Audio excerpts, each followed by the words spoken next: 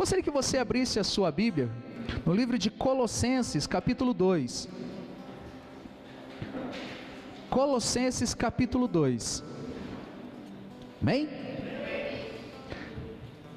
Colossenses, capítulo 2, versículo 13. E a vós outros, que estáveis mortos pelas vossas transgressões e pela incircuncisão da vossa carne, vos deu vida juntamente com ele, perdoando algum dos nossos delitos. Amém? Hã? Todos? A sua Bíblia deve ser mais cara do que a minha, então. É todos os delitos? Vamos conferir? Vos deu vida juntamente com ele. Vida onde? Com ele. Ele não deu outra vida para você. Eu vim para trazer vida e vida em abundância. Mas não existe outra vida, queridos. Não é assim, o Senhor Jesus, ele me livrou das garras do maligno para me ir. Para mim, tá por aí. Não existe o tá por aí. Ou você está nas garras do maligno, ou você está nas mãos de Deus. Não existe território neutro, né? Como tem aquela historinha, pastor, eu estou em cima do muro. Não, você não está em cima do muro, porque o muro é do diabo, é propriedade dele. Então esse negócio, eu vou estar no muro, né? Não, nem para lá nem para cá. Não, o muro foi construído no território do maligno, porque as nossas palavras tem que ser sim, sim, não, não. Tem que ser quente ou frio. Mas você não é frio, não pode ser morno também, amém? E olha só que interessante, nos deu vida juntamente nele, com ele, juntamente dele. Quem aqui quer ter vida? Então não larga ele, amém? Não largue ele, perdoando todos os nossos delitos. A Bíblia fala que nós estávamos mortos, nós estávamos perdidos, lambuzados nos nossos delitos, nós estávamos perdidos, mas ele nos ressuscitou, nos deu vida junto com ele. No versículo 14, tendo cancelado o escrito do quê? Ele cancelou um escrito de dívida. Você sabia que você nasceu devedor? Você nasceu endividado. Você nasceu com um escrito de dívida sobre a tua vida. Só que no momento em que você aceitou o Senhor Jesus como quitador de todo o prejuízo, de toda a dívida, ele foi lá e pagou. Você tem a consciência disso? Tendo cancelado o escrito de dívida, que era contra nós, era contra, e que constava de ordenança. Sabe o que quer dizer o escrito de dívida que consta em ordenança? Quem aqui vai ter essa revelação? Um escrito de dívida que constava já em uma ordem.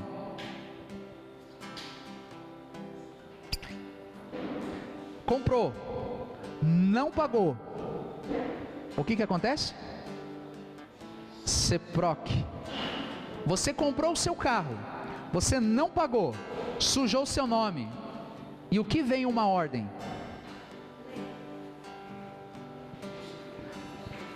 Uma ordem, busca e apreensão. Havia uma busca e apreensão por você, por mim, por você, Cauane. Imaginou você tão linda assim? Havia uma busca e apreensão para você. E sabe que a busca e apreensão, mais ou menos que nem minha prancheta assim, bem destruída, essa busca e apreensão, adivinha nas mãos de quem que estava? Adivinha que aquela busca e apreensão que estava assim com o seu nome, o escrito de dívida, que já constava em ordenância, estava nas mãos de quem?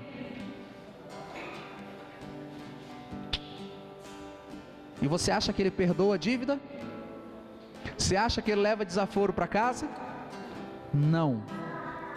Está na sua Bíblia. Só que nós não temos essa certeza, nós não temos essa afirmação. constava em ordenância, o qual nos era prejudicial, removeu inteiramente, cravando-a na cruz. Você não tem consciência disso? Imagine que aqui é um certificado, deixa eu pegar aqui, um certificado contra você, e foi assinado. E eu sei que é muito duro isso para você, mas estava assinado por Deus. O escrito que era contra você, que era contra mim, tinha assinatura de Deus, porque através de Adão o pecado entrou no mundo. E Deus falou para Adão: o dia que você comer, morre. Não coma dessa árvore, porque o dia que você comer, você morre. E Adão fez o quê? Comeu. No momento em que ele comeu, ele morreu? Ele morreu 900 anos depois. Qualquer médico legista não assinaria o atestado de óbito de Adão dizendo que foi morte por intoxicação de fruta. Não iria. Só que dentro do seu DNA tinha um vírus, né? A gente brinca, o vírus da serpente. Ali trouxe morte. E aquelas palavras, comeu, morre, foi assinado por Deus. Então o escrito de dívida que era contra nós, foi assinado por Deus. Só que como pode um Deus tão maravilhoso ter um escrito de dívida? Ele falou: deixa que eu pago. Deixa que eu pago. Deixa comigo. Por isso que hoje, ele falou para Adão: o dia que você comer, você morre. E entrou morte. Em Jesus ele fala assim: o dia que você crer, você vive. Você vive. Olha que interessante. Vou dar uma ilustração. Eu já dei essa ilustração aqui. Vamos imaginar que, deixa eu ver quem que eu vou pegar para Cristo hoje aqui. O Vitor. Imagine que o Vitor foi lá e emprestou quanto do pastor Celso? R$1.000. O Vitor foi lá e emprestou R$1.000 do pastor Celso. O pastor Celso falou: tá, beleza, você me deve R$1.000. E com o passar do tempo, o Vitor tentou começar a pagar isso. Começou a tentar pagar. Aí o pastor Celso foi lá e deu 10 mandamentos para ele: como pagar conta. E ele começou a tentar, começou a fazer, e ele viu que não estava dando certo. Ele não conseguia cumprir tudo aquilo para poder pagar essa dívida de R$1.000. E isso começou a prejudicar muito o relacionamento do pastor Celso com o Vitor. Mas vendo essa questão de quebra de relacionamento, o seu Ed resolveu pagar essa conta. O seu Ed foi lá e pagou, falou assim: eu gosto muito do Vitor, eu amo ele, eu vou fazer o seguinte, eu vou pagar essa conta. Quanto que ele deve? R$1.000, beleza, eu vou pagar, mas eu vou pagar perfeitamente, para que não haja dúvida, eu vou te pagar R$1 milhão.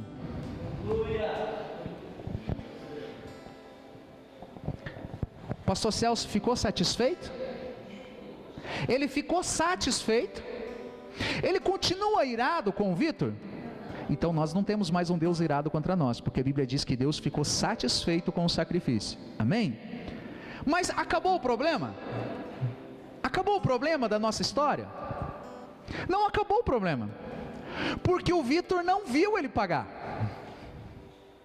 Aí está vindo o pastor Celso, está vindo lá o pastor Celso, ele está vindo, olha lá. Ele se esconde, porque ele não sabe que a sua dívida foi paga. Ele ainda anda com medo de encontrar. Quantas vezes as pessoas entram dentro de uma congregação com medo de Deus? Você não tem coragem de orar a Deus, levantar e diz: Pai, não sei como, mas eu fiz toda essa nhaca, eu me lambuzei tudo, mas Senhor, me lava e eu quero comer. Tipo criança quando entra em casa no final do sábado, foi lá e mexeu aonde não devia, né, pintou o carro com lama, se lambuzou tudo, e chega para a mãe e fala: mãe, olha o que eu fiz. A mãe olha assim, o pai olha aquilo, e ele joga fora no lixo? Não, o pai vai dar banho. No meio do banho ele fala assim: o que tem para comer? O que tem aí? Não é assim? Tem chocolate, mãe? É assim, porque ele sabe que não há dívida ali, que não há contas a ser saldada. Então o que vai acontecer? O que vai acontecer? Se o Vitor não souber, como ouvirão se não há quem pregue? Como as pessoas ouvirão se não há quem diga que o escrito de dívida que era contra eles foi pago, e que hoje há vida em Jesus para ser vivida? Mas como ouvirão se não há quem pregue? Não há quem pregue a verdade, porque a verdade é chata às vezes, né? Só que existe um outro problema, e eu acho que é o maior problema, porque se o Vitor não souber de forma alguma, ele pode chegar um dia e o próprio Pai, né, simbolizado pelo pastor Celso aqui, Deus, ele pode proporcionar através do Espírito Santo um encontro e revelar todas as coisas. O livro de João fala: não há necessidade de que ninguém vos ensine, porque o Espírito Santo vos ensina sobre todas as coisas, e o Pai vai providenciar.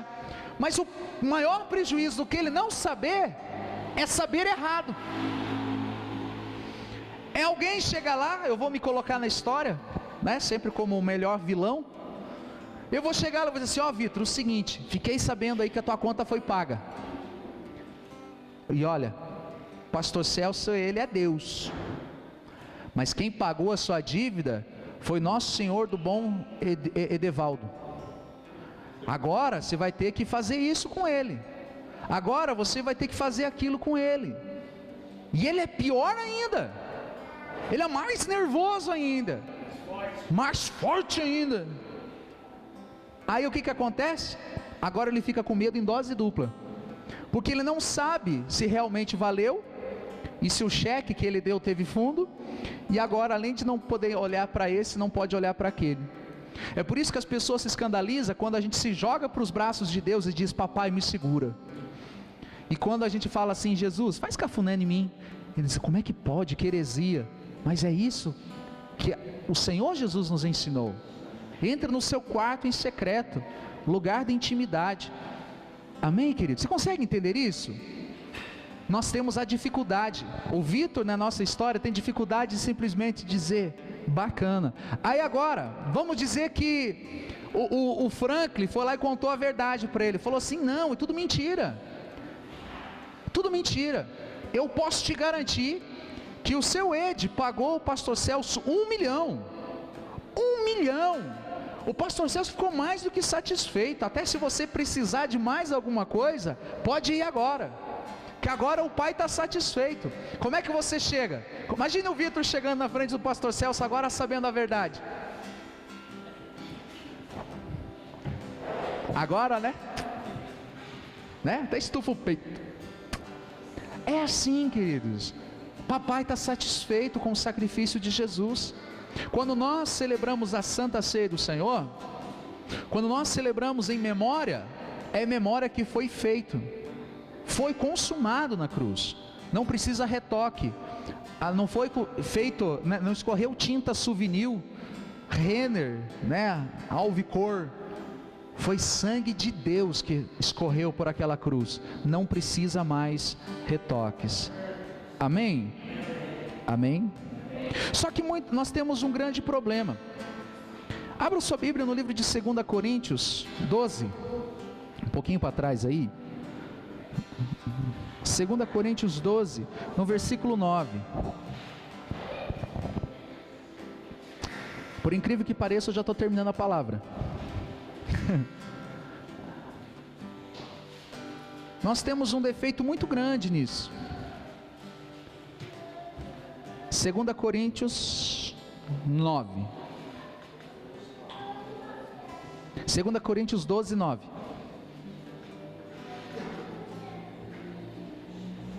Amém? Diz assim: então ele me disse: a minha graça te basta, Está escrito assim na sua Bíblia? Então ele me disse: a minha graça te basta, porque o poder se aperfeiçoa na fraqueza. De boa vontade, pois mais me gloriarei nas fraquezas, para que sobre mim repouse o poder de Cristo. Pelo que sinto prazer nas fraquezas, nas injúrias, nas necessidades, nas perseguições, nas angústias, por amor de Cristo, porque quando sou fraco, então é que sou forte. Você sente prazer nas injúrias, amém? Quando você é injuriado, quando alguém vem e fala alguma coisa sobre você, você sente prazer nisso, não é verdade? Você sente prazer em querer matar alguém. Quando alguém te acusa de alguma coisa, quando você passa momentos de dificuldades, de necessidades, você sente prazer nisso, não é verdade? Só de pensar você já entra em luta. Só de pensar em vir passar uma necessidade, você já quer brigar com teu marido, você já quer brigar com a esposa, você já quer surrar os filhos. Só de pensar em ser acusado, quem é que aquele pastor baixinho pensa que é para falar assim de mim? Aquele irmão Cleito, quem ele pensa que é? O Felipe, que ousadia, que pretensão. É assim que funciona. Isso eu estou falando do nosso meio. Mas e o patrão? Mas e aquele irmão que buzinou atrás de você? Aquele irmão que deu uma aceleradinha atrás do sinal vermelho, atrás de você? Passa por cima! Está com pressa? Lembra das mentiras que nós ministramos algumas semanas atrás? Ah, pastor, todo mundo faz. Todo mundo. Eu sou uma exceção. Estava conversando, ministrando com o Bruno agora há pouco. Eu sei que isso pode doer os seus ouvidos, mas eu sou um Deus andando sobre a terra.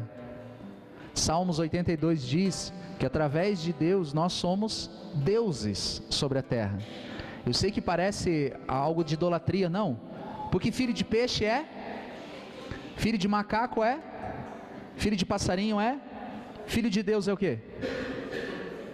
Não é órfão, é filho. Filho de Deus é Deus. Nós somos como Deus. Amém?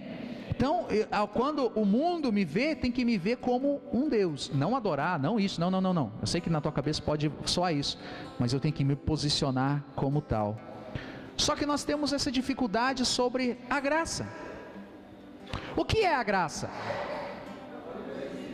Favor imerecido, amém? Quem concorda que é favor imerecido? Que bênção. Mas e por que uma pessoa que conta piada, ela é uma pessoa Qual é o nexo disso? Que engraçado, né? Porque nós associamos uma palavra, nossa professora de português aqui, complicou, faz acesso. Por que engraçado? Porque quando acontece alguma coisa, diz: nossa, que desgraça, que desgraçado. Sei que parece um palavrão, mas não, é uma pessoa sem graça. Então quer dizer, se você não é engraçado, você é desgraçado. Isso te obriga a ser engraçado. Eu sou engraçado, amém, queridos? Eu tenho a graça sobre a minha vida. Quem aqui tem a graça sobre a sua vida? Então você é uma pessoa engraçada. Eu imagino que houve essa palavra quando as pessoas viam que as pessoas estavam morrendo, sendo mordida por leões, e diz: nossa, que engraçados que eles são. Os leões estão mordendo eles, eles estão cantando os louvores, o fogo está queimando eles, que engraçados, que engraçadinhos eles. E isso é um pouco complicado, mas o que eu quero compartilhar com você, queridos, é sobre o acostumar da graça. Porque existe uma outra palavra associada aos nossos chavões, ao nosso dia a dia. Presta atenção nisso. Porque eu casei e perdeu a graça. Porque os meus sonhos eu lutei tanto para conseguir, mas perdeu a graça. Eu torcia tanto pelo Brasil, mas agora parece que perdeu a graça. Eu queria tanto comprar aquele celular de R$1.000, 10 vezes na Casas Bahia. Depois Ana, manda lá para nós cobrar royalties. Mas depois que eu comprei, antes de eu terminar de pagar ele, perdeu a graça. Eu lutei tanto para conseguir esse namoradinho, depois que nós começamos a namorar, parece que perdeu a graça. Eu queria tanto casar com o Joãozinho, depois que eu casei, perdeu a graça. Aquele carro, ele tem freio ABS, freio ABS não, né? Freio ABS, tem airbag duplo, direção hidráulica, ele é hidramático, ele é tudo perfeito. Depois que eu comprei ele, perdeu a graça. Todos os seus sonhos, se não forem os sonhos de Deus, ele perde a graça. Você já viu que nós associamos essa palavra? E infelizmente, na vida espiritual com Deus, perde a graça. Muitas vezes nós perdemos a graça. E você vê que o Senhor Jesus, ele fala assim: a minha graça te basta. Eu vou ler de novo agora com essa conotação, com essa mentalidade. Então ele me disse: a minha graça te basta, porque o poder se aperfeiçoa na fraqueza. De boa vontade, pois mais me gloriarei nas fraquezas, para que sobre mim repouse o poder, pelo que sinto prazer nas fraquezas, nas injúrias, nas necessidades, nas perseguições, nas angústias, por amor de Cristo. Porque quando eu estou fraco, aí eu estou forte. Eu gostava tanto de ir para as células, mas perdeu a graça. Eu gostava tanto de liderar as células, mas perdeu a graça. Eu gostava tanto de ir para os cultos, mas perdeu a graça. Eu gostava tanto de andar com aquele irmão, e você vê que os nossos cultos acaba perdendo a graça. O apóstolo Paulo fala, né? A graça sobre a minha vida não foi vã. Ele fala assim: pelo contrário, eu trabalhei mais do que os outros apóstolos. Sabe, queridos, olha para a tua vida, veja como está a graça, como está o favor imerecido sobre a tua vida. O que você tem feito com o que você recebeu de graça?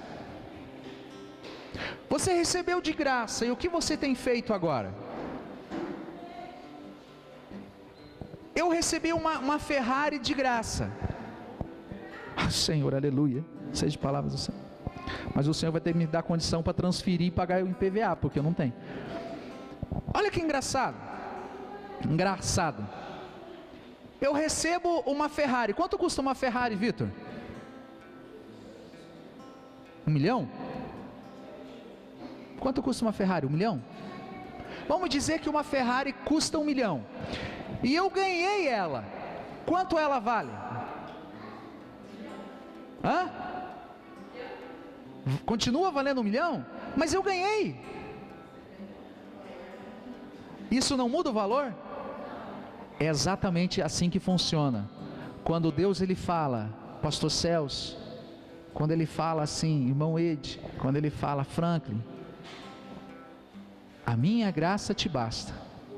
Eu estou dando sem você merecer, mas o preço custou caro. O preço de sangue, o preço não é qualquer sangue de bode, de galinha que o diabo usa aí nas encruzilhadas, não, querido. Ele pegou o sangue dele, sangue do sangue dele, sangue de um Deus perfeito, Jesus, e ele sacrificou. E quando ele entrega, ele diz: este é o valor que vocês não poderiam pagar, mas só porque eu não consigo pagar, eu começo a desgraçar a graça sobre a minha vida. Amém, queridos? Quem está entendendo diz amém. Sabe, eu muitas vezes eu venho triste pregar, eu venho chateado pregar, porque eu sei que muitas vezes nós não queremos ouvir isso. Ó, querido, é de graça, pela graça, amém? Vamos para casa em nome de Jesus? Quem aqui acredita na graça? Todo mundo levanta a mão, então vamos embora. Mas as pessoas não têm essa consciência. Nós estávamos essa semana num propósito do monte, no monte de terra aqui fora. Você já olhou assim, como assim, pastor? Tem um monte de terra, nós estamos num propósito. Amanhã a campanha continua. E nós estávamos conversando e eu contei uma história ali. E eu vou replicar essa história aqui com vocês. E eu já contei essa história alguns anos atrás aqui. Talvez nem todos ouviram. E eu quero terminar a minha palavra com essa graça. Eu quero que você me ajude a decifrar isso. Imagine que o Lucas, Brenda, me perdoa, tá? Imagine que o Lucas, ele cometeu as maiores atrocidades. Como nós somos muito santos, mas vamos colocar, não se escandalize, imagine que o Lucas, ele foi condenado, ele foi pego e ele foi condenado, sem vergonha, já apareceu alguém aqui, crucifica-o. O Lucas, ele foi condenado pelo simples crime de ter abusado de 100 crianças, seguido de morte, com requintes de crueldade, dilacerando elas e ainda oferecendo a outros demônios. Tá bom assim? Vocês querem que eu melhore um pouco?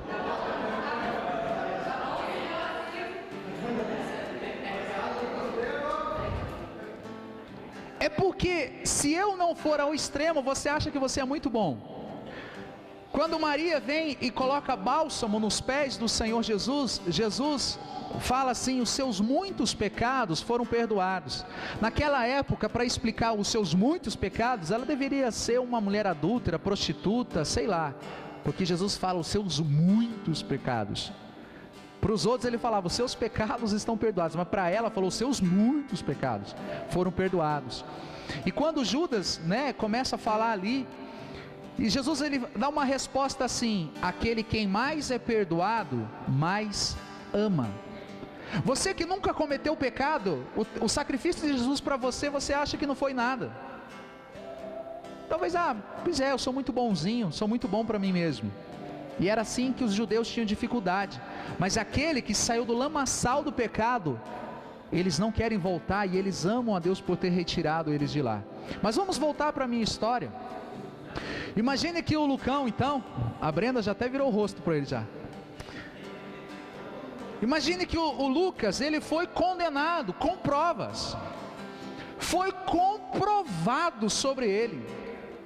Não só religiosos, não só poderes policiais, mas também poderes governamentais vieram, e aquilo repercutiu sobre a face da terra, o crime que esse pervertido fez. E um dia marcaram para ele a sentença, pena de morte. E sem chance, pegaram e mataram o Lucão. Eu não sei como é que é o efeito especial da sonoplastia de uma cadeira elétrica, mas deve ser assim, tipo, já era, ele morreu. Mas depois de passado muito tempo, deixa eu ver quem que eu vou destruir aqui. O Filipão, ele, não foi ele? Foi ele. Depois, calma meu querido, calma. Não estraga a história. Aí, o Filipão que estava te condenando, depois de muito tempo, O Filipão, ele pegou ele e se converteu. E um dia, naquele moverzão, o Espírito Santo convenceu ele e falou assim: alguém morreu no teu lugar. Você fez isso. Você é que abusou daquelas 100 crianças. Você é que esquartejou elas. Mas hoje eu te perdoo desse crime, mas você vai ter que se entregar. Na nossa história, o Felipe vem e se entrega às autoridades. Responde para mim.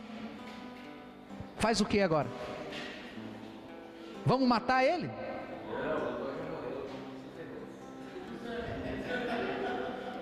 O crime daquelas 100 crianças foi pago. Aquele crime, havia uma condenação, e o escrito que havia de dívida foi pago. Vamos matar 2 agora pelo crime? Queridos, pastor, então fazemos o que? Eu não sei. Confesso que eu não tenho essa resposta para te dar.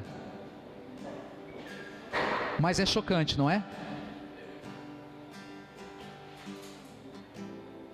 É chocante, não é? Se nós não sabemos o que fazer, a nossa justiça não sabe o que fazer. Mas o céu foi assim. Eu fiz, Jesus pagou. Eu cometi das maiores atrocidades. Pastor, é verdade? Verdade. Pastor, mas você não me parece tanto assim. Não, eu não coloquei em prática, mas a Bíblia diz que se eu planejar, eu já cometi. E quantas vezes eu planejei matar algum motorista aí no trânsito? Quantas vezes eu planejei matar motorista de ônibus quando não parava no ponto? Quantas vezes você já planejou matar alguém? Hã? Quem é casado aqui sabe o que eu estou falando.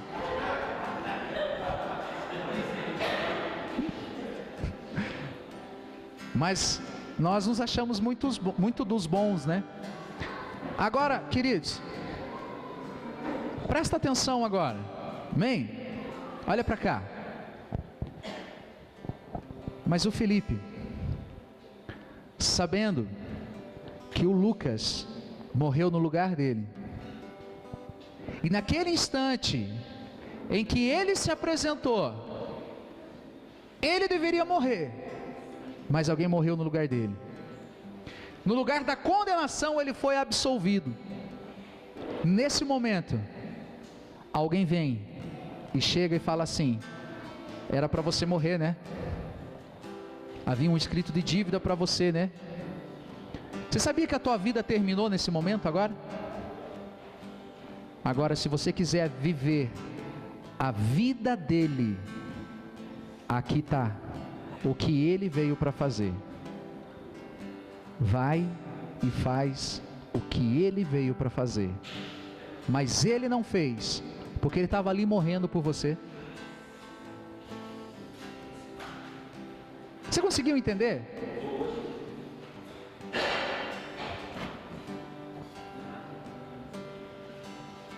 Mas o que você tem feito com essa graça? Ah não, já que eu estava para morrer, ele me libertou, agora eu vou curtir a vida. Agora ele me libertou, agora eu vou tomar todas. Nossa, eu tinha até gastrite, agora não tenho mais, eu vou fazer de tudo. Não existe isso. Por isso que o apóstolo Paulo ele fala: porém, a graça em mim não foi vã. Faça de tudo, queridos, para que a morte de Jesus não seja vã para você. Nós não vamos ser mais condenados pelos nossos pecados, porque dos nossos pecados Deus não se lembra mais. Amém?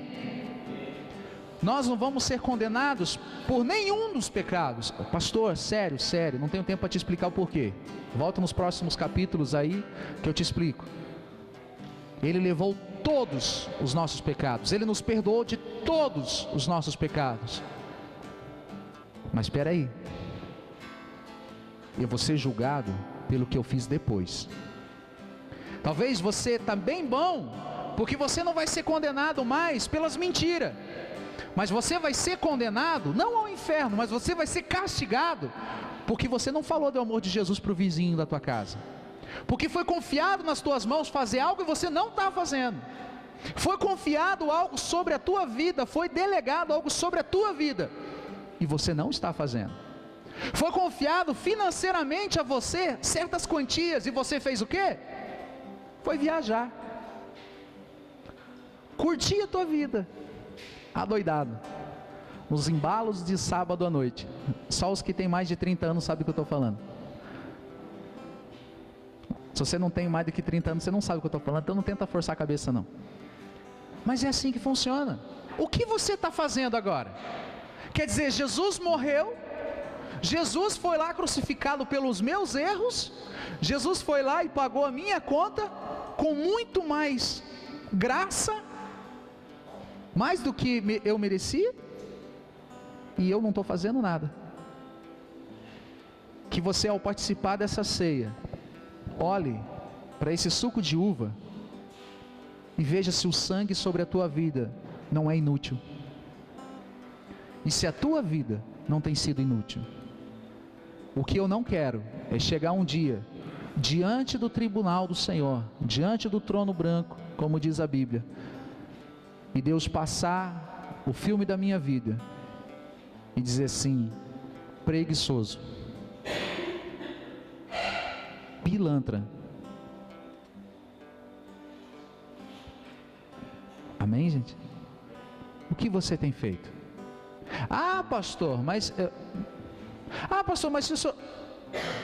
Mas... O mais engraçado, queridos, é que eu não preciso falar nada aqui. Sabia que eu já podia ter terminado o culto 20 minutos atrás? Porque eu não preciso falar nada. Nesse instante o Espírito Santo mostrou quantas vezes você falou que ia fazer alguma coisa e não fez. Quantas vezes você falou que você ia fazer uma visita para uma família e não foi fazer? Quantas vezes você falou, não, dessa vez eu vou ficar, e não fez? Quantas vezes você falou, agora vai? Eu sei que eu gosto de pregar sorrindo, porque afinal eu sou engraçado, amém? Mas uma vida que Cristo não está no meio, ela não tem graça. Ela não tem graça. Fala a verdade. Quanto da tua vida serve a Deus? Quanto da tua casa serve a Deus? Quanto do teu dinheiro serve a Deus? Quanto das tuas palavras que saem da sua boca serve a Deus? Quanto dos projetos que você realizou esse ano?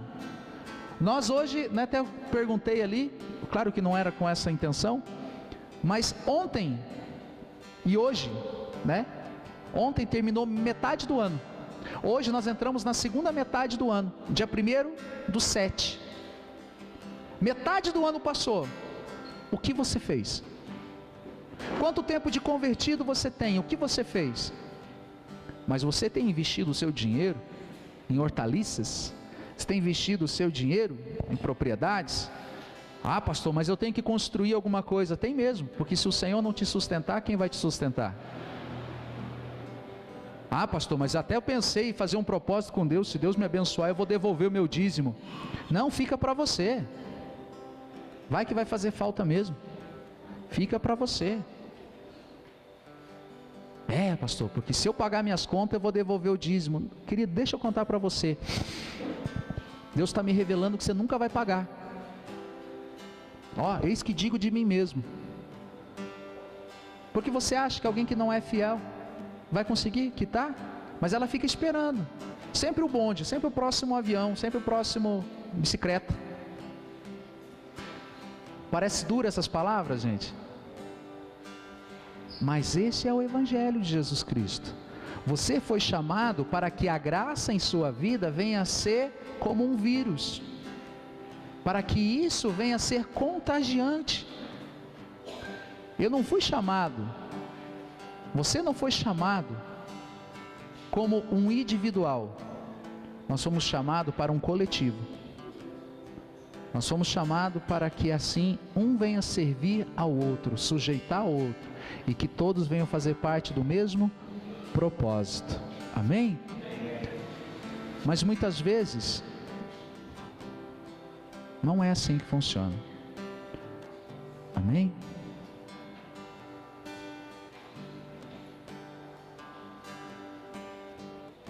mais que eu posso falar? Chega, né, Felipe? Ainda bem que você vai participar da ceia. E se na hora de participar da ceia você vai ter que me perdoar, né? Mas Deus está levantando um novo povo, não é? Porque nós cantamos que Deus ele está sacudindo toda a terra. Você achou que aquela música sacudindo era como? Sacode o irmão que está aí do teu lado. Sacode ele. Não, sacode até ele ficar bravo mesmo. Sacode ele, sacode até ele dizer, para!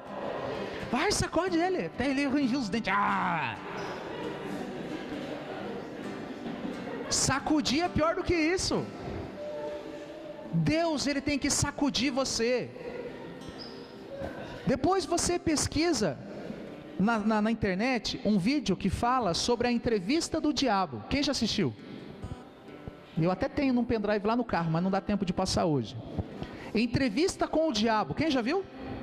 Guarda aí. Entrevista com o diabo. Um repórter conseguiu a entrevista e ele começa a fazer a entrevista. O diabo ele só fala assim: as pessoas, a maioria delas não me veem. Elas acham que eu vou aparecer assim para elas. Não, eu só roubo o tempo delas. Eu coloco coisas na vida delas. Coloco coisas, e essas coisas tomam a vida delas, e através disso elas não conseguem servir mais a Deus. Toma cuidado. Você acha que Jesus estava brincando quando ele falou que o reino é dos pobres, dos humildes? Eles já juntam mais porque eles têm tempo para fazer mais. Os ricos não têm tempo. Afinal, até eu ia para o culto, tinha célula, mas eu preciso ver. Eu comprei uma propriedade e eu preciso ver. Eu até ia lá para a célula, mas eu comprei meu filho vai casar, comprei uma junta de bois, preciso experimentar. E o Senhor chamando para um banquete. Bom, eu acredito que o Espírito Santo falou muito mais do que eu. Você ficou mais brabo pelo que o Espírito Santo tocou na tua vida do que pelo que você ouviu da minha voz. Eu sei que vai aparecer eu na sua frente, mas o que o Espírito Santo cobrou de você, que você até agora não fez, doeu mais. Então depois você vai para o Senhor Jesus e fala: Senhor, pegou pesado hoje, hein? Amém?